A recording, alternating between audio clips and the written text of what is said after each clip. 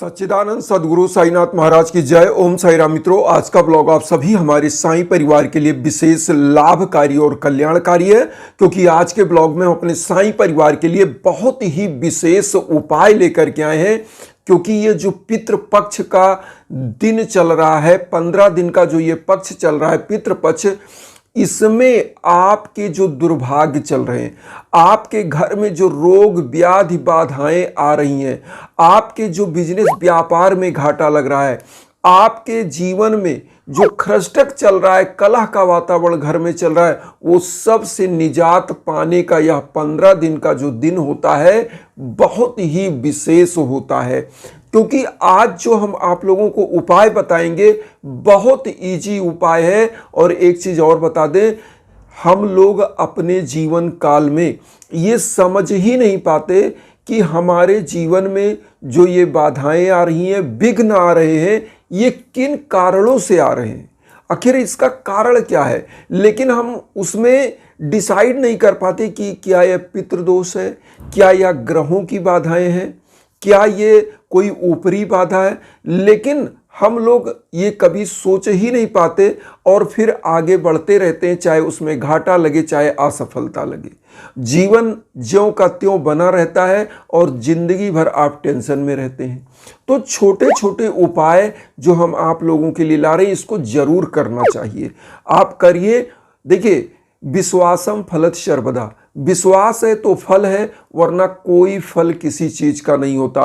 विश्वास ही है कि हम अपने माता पिता का सेवा करते हैं, अपने पितरों के लिए जो हमारे वेदों में, हमारे पुराणों में, हमारे धर्म ग्रंथों में ये पितृपक्ष का महीने का जो वर्णन किया गया है, ये पितृपक्ष का जो वर्णन किया गया है, वो यही किया गया है कि हम उनके प्रति भी श्रद्धा रखें। क्योंकि हमारे पितरों की भी एक ऊर्जा होती है। और ये 15 दिन जो होता है ना, भगवान स्वर्ग का द्वार वहां से खोल देते हैं। जो पितर आपके यहाँ से गए हुए हैं, जिनका शरीर यहाँ से रह गया और आत्मा निकल चुकी है, जो गोलोकवासी हो चुके हैं, तो वहाँ से गोलोक का द्वार खोल दिया जाता है कि आप जाओ अपने परिजनों से मिल लो। ये 15 दिन आपके पितर आपके साथ रहते हैं, लेकिन वह अदृश्य होते हैं। उनकी ऊर्जा को आप महसूस कर सकते हैं। लेकिन वही पितर अगर नाराज हो गए तो नकारात्मक ऊर्जा, और वही पितर अगर आपके प्रसन्न हो गए तो सकारात्मक ऊर्जा आपको निरंतर यश, कीर्ति, पद, प्रतिष्ठा और धन संपन्नता प्रदान करती है, रोग व्याधि बाधाओं को दूर करती है। क्यों? क्योंकि वह गॉड के मैसेंजर के रूप में, भगवान के मैसेंजर के रूप में आपके पितर आपके साथ हैं, वो आपके संदेश वाहक हैं। जब आप उनकी अच्छे से सेवा शुश्रूषा करते हैं इस पितृ पक्ष में, तो वह भगवान तक आपकी बातों को पहुंचाते हैं। आपके और भगवान के बीच में वह माध्यम है।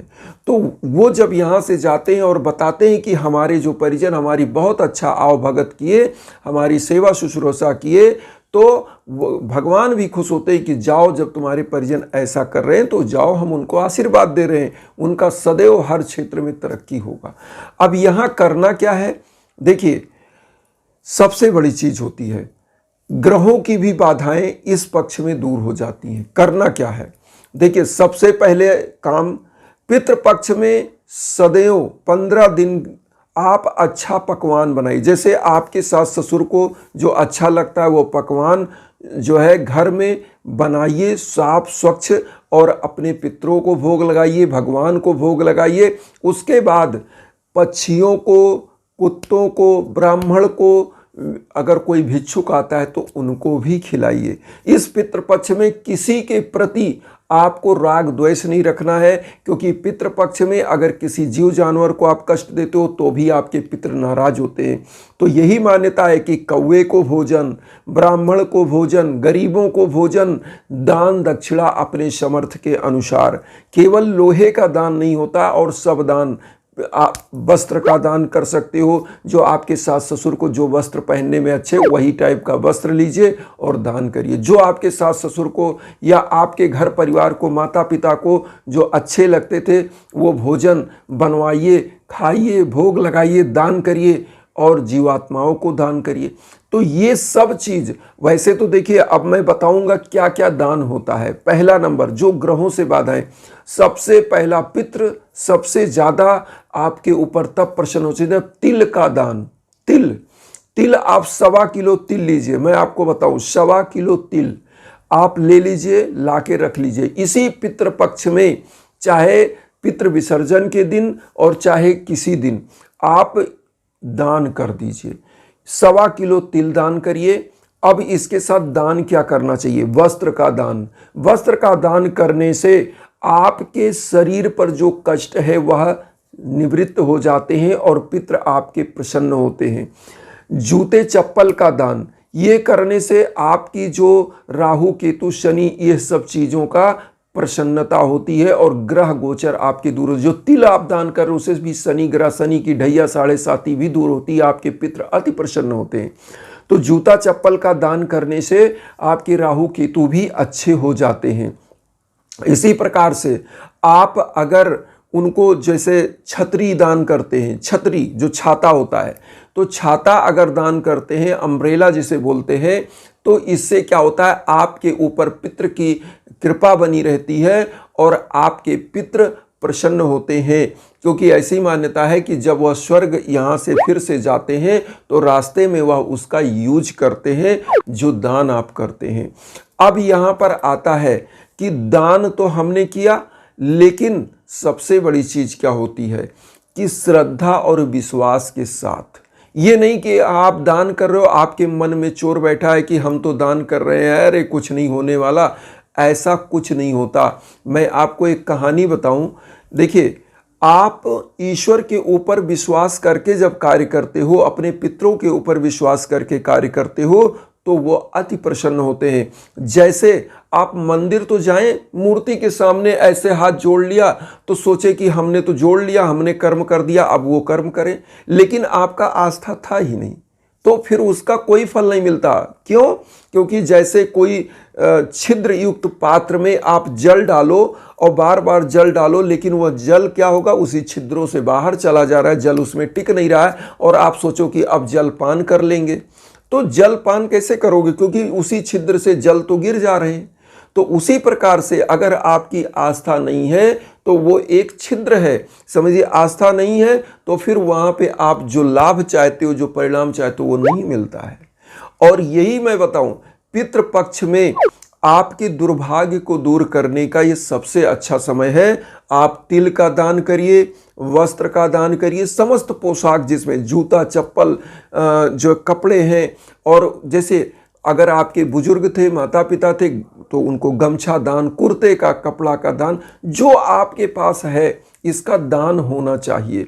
और ये दान होने से 9 ग्रह आपके संतुलित होते हैं, आपके पितृ संतुष्ट होते हैं।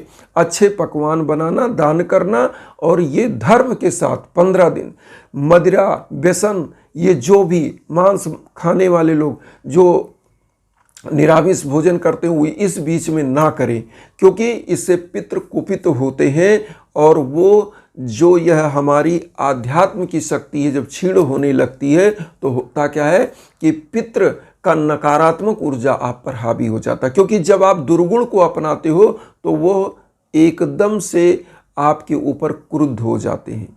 एक बंदा, तो मैं आपको बताऊं कि मेरे पास कॉल किए कि गुरुदेव हमारे पितृ जो है हमको सपने में दिखाई दे रहे हैं। और सपने में दिखाई देने का क्या मतलब? हमने कहा सपने में दिखाई दे रहे हैं तो इसका मतलब आपके पितृ आप पर प्रसन्न है, और वो भी पितृ पक्ष में सपने में दिखाई दे रहे हैं। और अच्छा, अगर सपने में दिखाई दे रहे हैं तो कुछ अगर आपकी त्रुटि हो रही है तो उसके निमित्त जो उनको अच्छे भोजन, अच्छे पकवान जो उनको अच्छे लगते रहे वो जब वह जीवित थे, तो वो चीज़ आप बनवाइए, दान करिए, उनके निमित्त करिए। और मैं आज बताऊं, वही बंदा आज मुझे न्यूज़ दिया, मैं आपको बताऊं कि 1 हफ्ता पहले उन्होंने बताया था कि मुझे पितृ जो है, 1 हफ्ता क्या, उससे 4-5 दिन हुआ, उन्होंने बताया, और आज ही उन्होंने न्यूज़ दिया कि उनके घर संतान प्राप्ति हुई। तो बताइए, पितरों का सपना या संतान की प्राप्ति हो गई, तो कहीं ना कहीं उनकी कृपा है ना। तो यही चीज़ होती है कि जब आप उनके निमित्त कार्य करते हैं तो वो देव के तुल्य, हमारे लिए हमारे पितृ देव के तुल्य हैं, लेकिन भगवान से बड़े नहीं हैं। भगवान की पूजा करिए, पितरों के निमित्त पूजा करिए, तर्पण आदि जो भी चीज़ें हैं, श्राद्ध है, अच्छे सत्कार्य करिए और निश्चित रूप से आपका भाग्य खिल जाएगा। तो इन्हीं भावनाओं के साथ एक चीज़ और कहेंगे कि वसुधैव कुटुंबकम की जो भावना लेकर चलें, उसमें आप सभी लोग चैनल को सब्सक्राइब करके अपना आशीर्वाद दीजिए। उन साई भक्तों तक वीडियो को जरूर शेयर करिए जो किन्हीं कारणों से कष्ट में, दुख में इसी भावना के साथ। ओम साई राम।